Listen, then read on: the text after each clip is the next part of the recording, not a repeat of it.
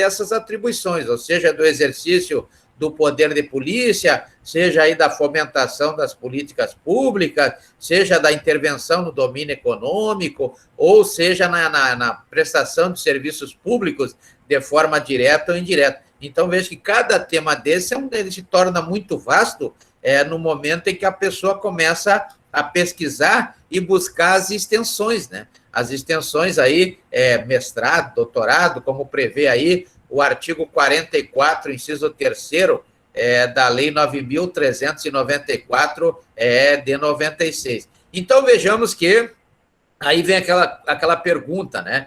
Quem é que exerce o poder de polícia? Quem é que fomenta as políticas públicas?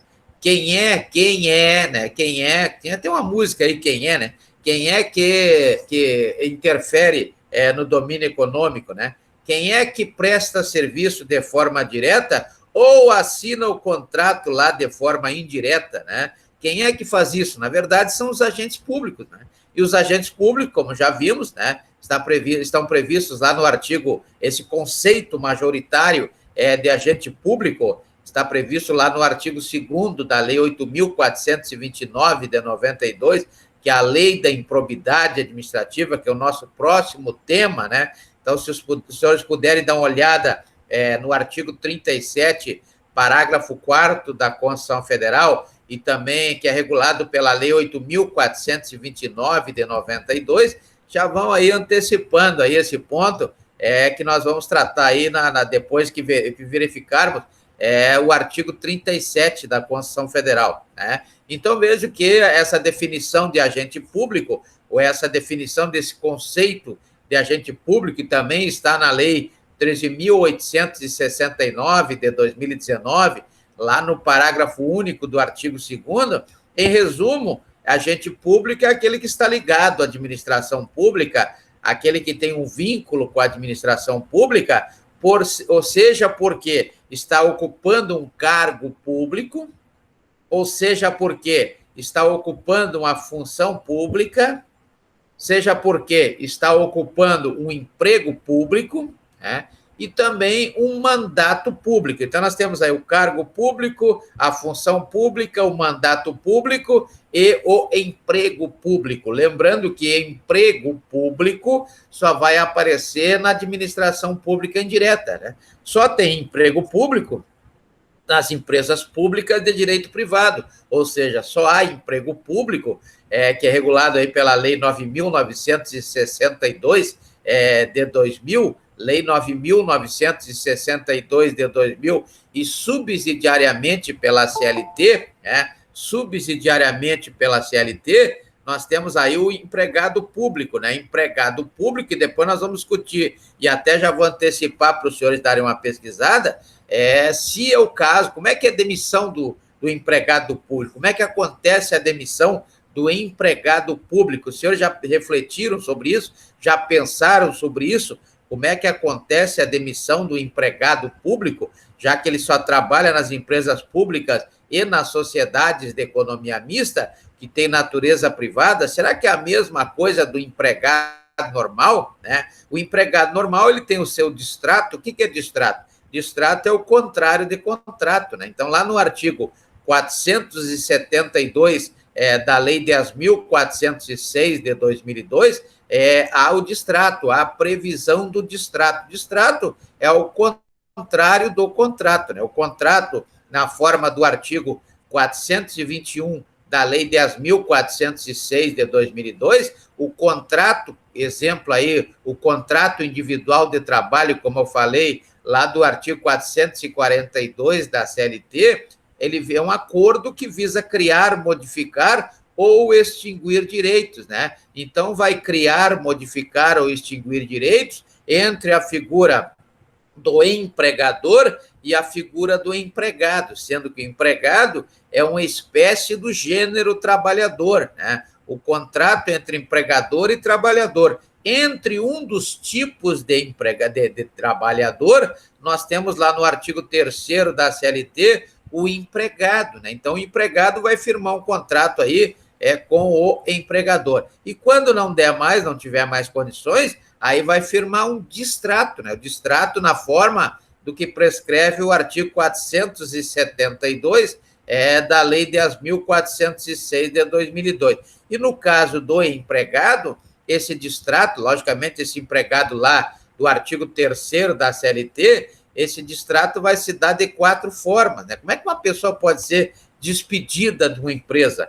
Ela vai ser despedida ou por justa causa, né? Quando for o caso aí, ou sem justa causa, a primeira é sem justa causa, né? Prevista lá no artigo, 477, 477 da CLT, 477, combinado, né, com o artigo 7º, inciso 1º da Constituição Federal. Artigo 477, combinado com o artigo 7º, inciso 1º da Constituição Federal. Ou seja, não tem uma justa causa, então o empregador pode dispensar o empregado, porque ninguém é obrigado a ficar com ninguém, né? A hora que ele quiser, ele pode mandar embora qualquer que seja o empregado, mas o artigo 7º, inciso 1º da Constituição Federal, coloca, tanto no caso do trabalhador rural, quanto no caso do trabalhador urbano, coloca aí uma obrigação, né? Obrigação de pagar todas as verbas, né?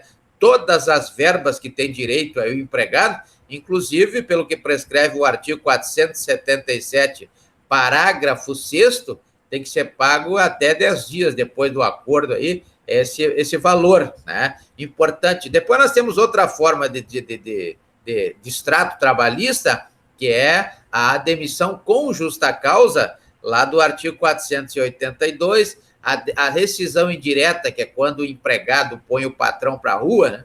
Está lá no artigo 483, e o acordo lá do artigo 484-A da CLT. Então, essas são as 4 formas de distrato trabalhista. Será que isso vale para o empregado público da Lei 9.962 de 2000? Será que isso também será que é assim também a demissão do empregado público?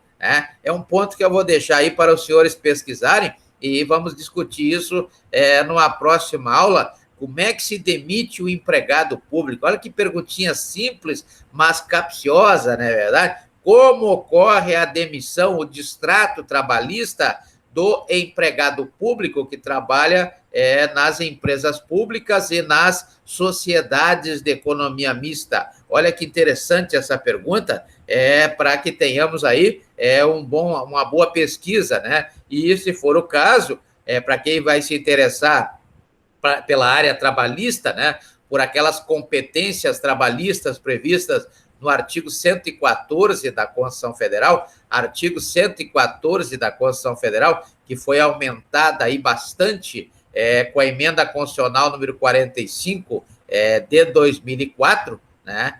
Quem vai trabalhar nessa área, quem pretende trabalhar nessa área, é bom que já vá se antenando aí para esse tipo de pergunta, em relação ao empregado público, né? Empregado público. Muito bem. Então, nós temos aí a questão de quem é que vai exercer o poder de polícia, né? Quem é que vai prestar, fomentar as políticas públicas, quem é que vai intervir no domínio econômico e quem é que vai prestar serviço público de forma direta ou assinar o contrato quando for prestação de serviço de forma indireta, né? Aí terá que ter as pessoas que vão organizar a licitação, pessoas que vão organizar o contrato administrativo, etc. Quem são essas pessoas? Quem são? São os agentes públicos, né? Que podem ser agentes públicos administrativos, podem ser agentes públicos credenciados, podem ser agentes públicos delegados, podem ser agentes públicos honoríficos,